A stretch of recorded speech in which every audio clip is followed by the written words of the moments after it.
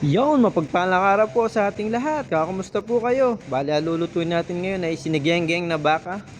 Yan, pambaon po at dinner namin kagabi. Yun. Bali, bumili po ako ng ano dyan, 1 kilong baka. Tapos nilagyan din natin siya ng gabi, pampalapot ng sabaw, okra, kangkong, yun, sili. Yun. Tapos tinalang ko siya sa pressure cooker para mabilisan lang kasi sobrang tigas niyan. Tapos after 1 hour and 30 minutes, ayun, malambot na. Tapos gisa na. Yan, sibuyas, bawang. Gusto ko sinisigang po kasi yan.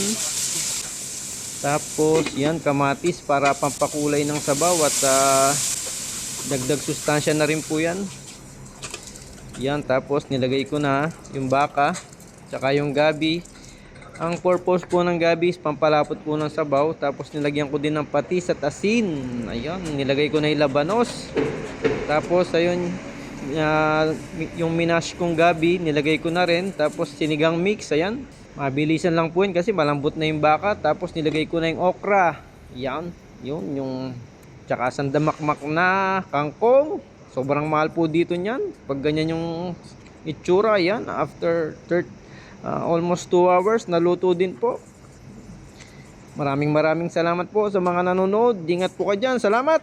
Thank you Lord. Paalam.